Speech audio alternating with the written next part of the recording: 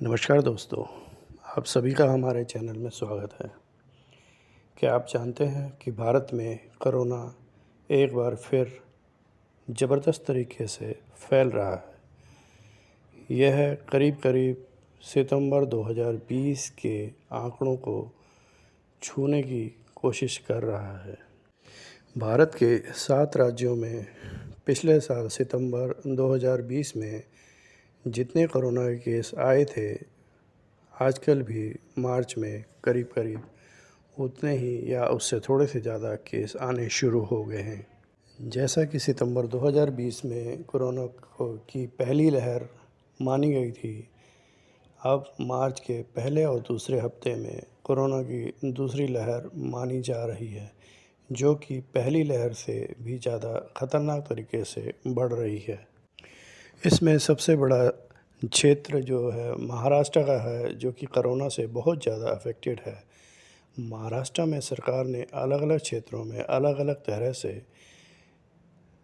Lockdown लगाने का निश्चय किया है। पर जिस तरह से महाराष्ट्र गवर्नमेंट प्रिवेंटिव मेजर्स के तहत लॉकडाउन लगा रही है, क्या उससे कोरोना को रोका जा सकता है? जैसा कि आप जानते हैं कि जनवरी 2021 से फ्रंटलाइन वर्कर्स और हेल्थ वर्कर्स और बुज़ुर्गों को कोरोना वैक्सीन लगनी शुरू हो गई है, लेकिन उसके बावजूद भी हमारे देश में कोरोना के केसेस बढ़ते जा रहे हैं।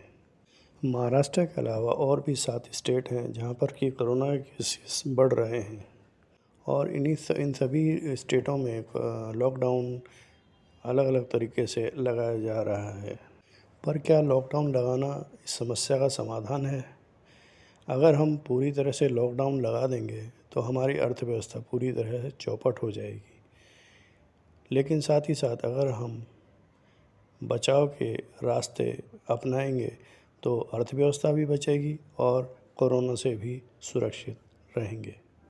महाराष्ट्र के अलावा और कौन-कौन से राज्य हैं, वो हैं पंजाब, आंध्र प्रदेश, गुजरात, पश्चिम बंगाल, दिल्ली और राजस्थान, जहां पर कि कोरोना के केसेस लगातार बढ़ रहे हैं, जो कि बहुत बड़ी चिंता का विषय है।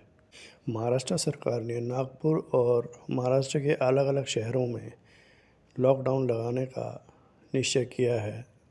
अगर महाराष्ट्र में कोरोना आउट ऑफ कंट्रोल होता है, तो वह पूरे देश के लिए किस तरह खतरनाक है, उसके बारे में हम अभी बात करते हैं। कोरोना के पीक में लास्ट ईयर सितंबर 2020 में महाराष्ट्र में जो केस आ रहे थे वो 20,000 के करीब थे और अभी 16,000 के आसपास नए केस आने शुरू हो गए हैं। अगर महाराष्ट्र में ऐसे ही चलता रहा तो यह केसों की संख्या 20,000 से ऊपर भी जा सकती है। हालांकि पहली लहर और दूसरी लहर में काफ़ी फ़र्क है, क्योंकि पहली लहर में मृत्यु दर ज़्यादा थी, किंतु दूसरी लहर जो अभी चल रही है उसमें मृत्यु दर पहले से काफ़ी कम है।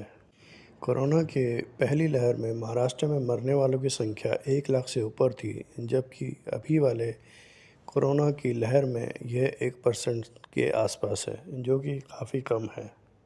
इस बारे में हमने विभिन्न प्रकार के स्पेशलिस्ट से बात किया तो उन्होंने कहा कि लॉकडाउन लगाना, संपूर्ण लॉकडाउन जो लगाना पॉसिबल नहीं है, जैसा कि पहली बार केंद्र सरकार और स्टेट गवर्नमेंट ने मिलकर लगाया था, क्योंकि अगर इस तरह से लॉकडाउन दोबारा से लगाया गया तो उसे भारत सरकार झेल नहीं पाएगी और यदि फिर भी गवर्नमेंट ने लॉकडाउन लगाया तो उससे कोरोना वायरस का बढ़ना थोड़ी देर के लिए ठहर सकता है, लेकिन ख़त्म नहीं होगा और जैसे ही लॉकडाउन ख़त्म होगा यह फिर तेज़ी से बढ़ना शुरू हो जाएगा।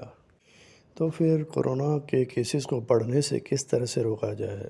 तो इसके लिए सबसे अच्छा उपाय है निगरानी। जो भी मेजर्स हमें इसके लिए लेने चाहिए, जैसे हैंड वॉश, मास्क लगाना इत्यादि इत्यादि, वो हमें पूरी संजीदगी से फॉलो करनी चाहिए। कोरोना को तेज़ी से बढ़ने से रोकने के लिए सरकार को ज़्यादा से ज़्यादा टेस्टिंग शुरू करनी चाहिए। एक समय पर यह 10 लाख टेस्टिंग रोज़ हो रही थी, जो कि अब 7 लाख टेस्टिंग रोज़ पर अटक गई है। इसे बढ़ाने की ज़रूरत है। साथ ही साथ जिन एरियाज़ में कोरोना पेशेंट ज़्यादा पाए जा रहे हैं उनको ट्रेस करना ज़रूरी है। जो प्रेज़ेंट कोरोना पेशेंट हैं उन पर भी ये निगरानी रखनी चाहिए कि जो भी इंस्ट्रक्शन राज्य सरकार या सेंट्रल गवर्नमेंट ने कोरोना से बचने के लिए इनको दिया है कि वो कोरोना पेशेंट उसको फॉलो कर रहे हैं या नहीं। लोगों का ये कहना है कि जब कोरोना वैक्सीन लगनी शुरू हो गई है तो फिर डर काहे का।